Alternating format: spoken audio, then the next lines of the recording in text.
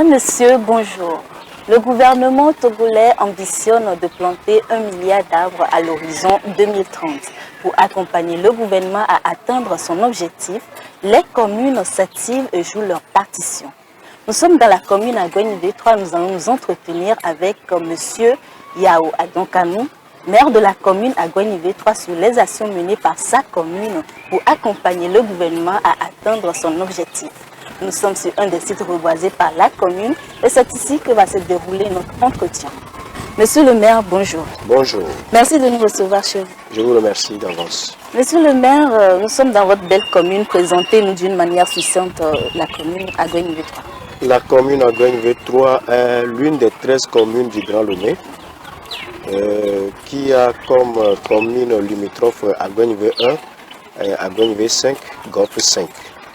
Donc pour arriver à Goignivé-3, vous pouvez prendre comme référence Vakosito, c'est le chef-lieu de la commune, et où quand les gens se perdent, ils peuvent dire qu'ils vont aller au 2000 ou encore à l'entreprise de l'Union.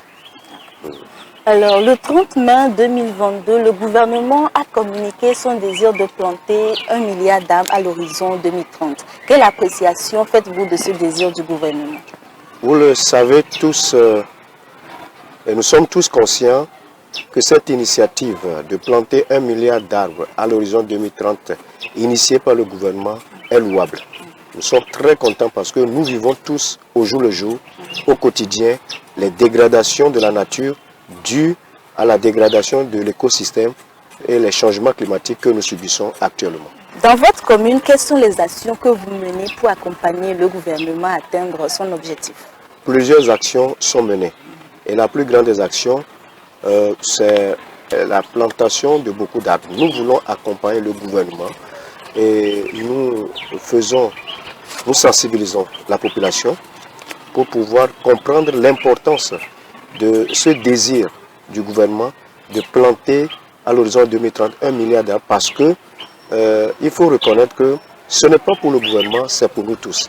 Et ceci va contribuer à améliorer, n'est-ce pas, les conditions de vie des populations en termes environnementaux et en termes climatiques.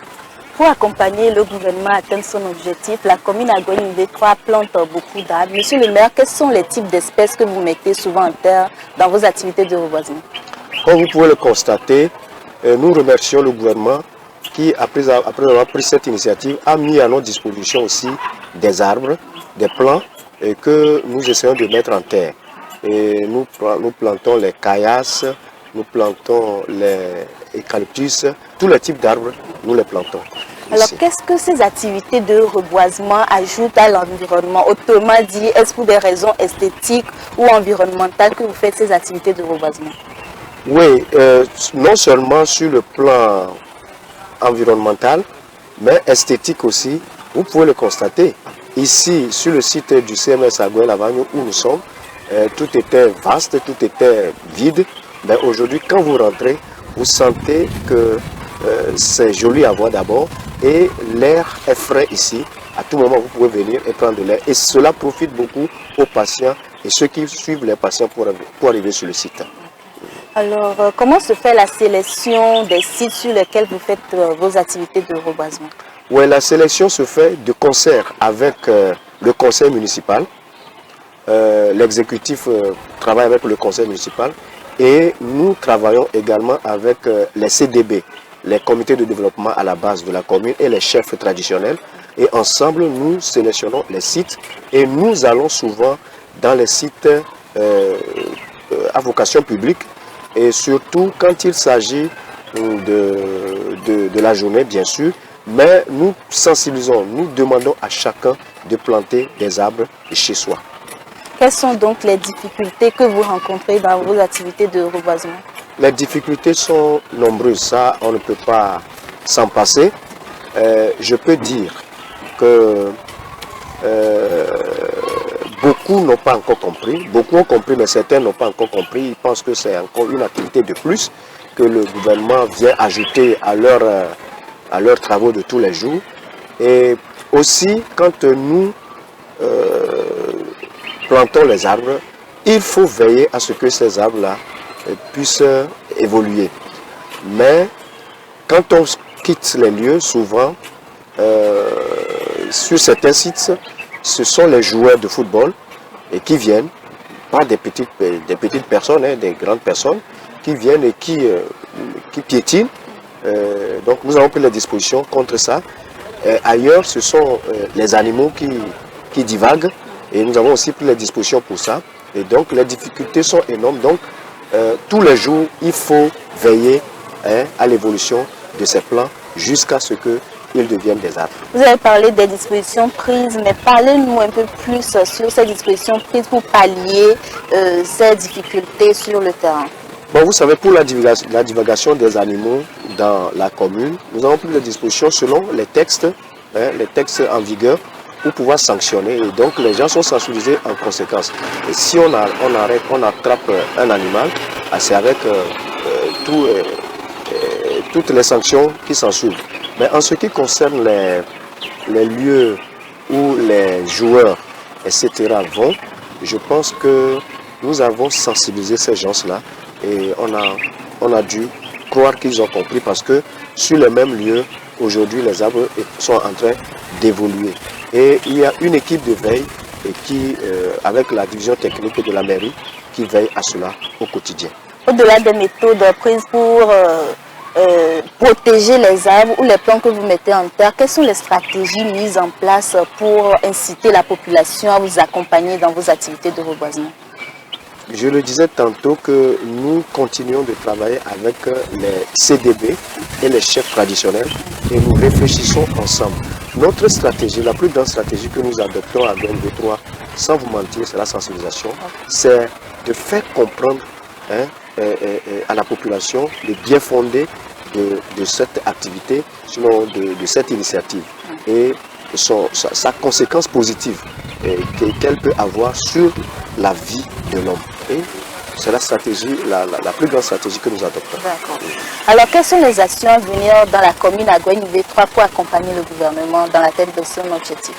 Nous continuerons la sensibilisation. Nous ferons de notre mieux. Mais nous avons prévu, n'est-ce pas, nous avons déjà ciblé certains sites de la commune pour les transformer en espaces verts, et planter des arbres, les aménager, de sorte que ces plans aussi que nous mettrons en terre contribuent toujours à accompagner l'initiative du gouvernement. Voilà. Nous sommes pratiquement à la fin de notre entretien. À l'endroit de la population, quel est votre mot de fin? Oui, je voudrais remercier les populations d'Aguaye-Nivé-3 qui n'ont de cesse à nous accompagner au quotidien. Et nous remercions les chefs traditionnels, nous remercions le conseil municipal, les CDB et toute la population pour ce qu'ils font.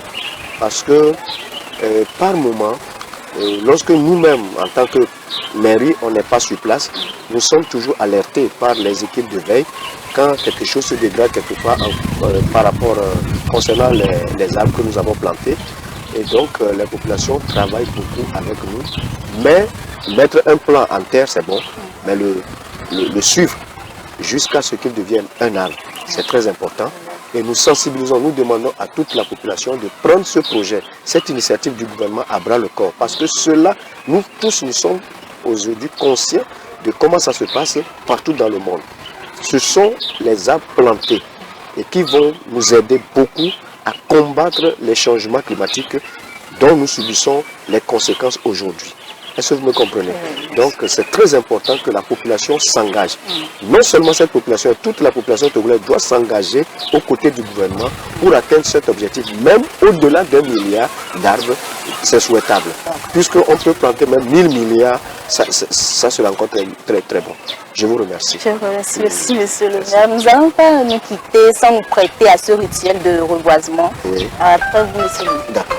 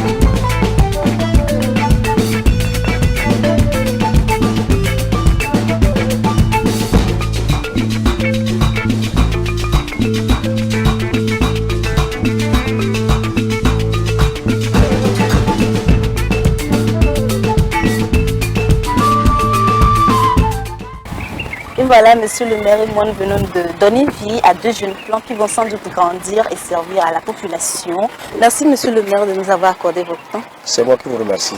Merci également à vous, très chers téléspectateurs. Merci à l'équipe de tournage. À très bientôt.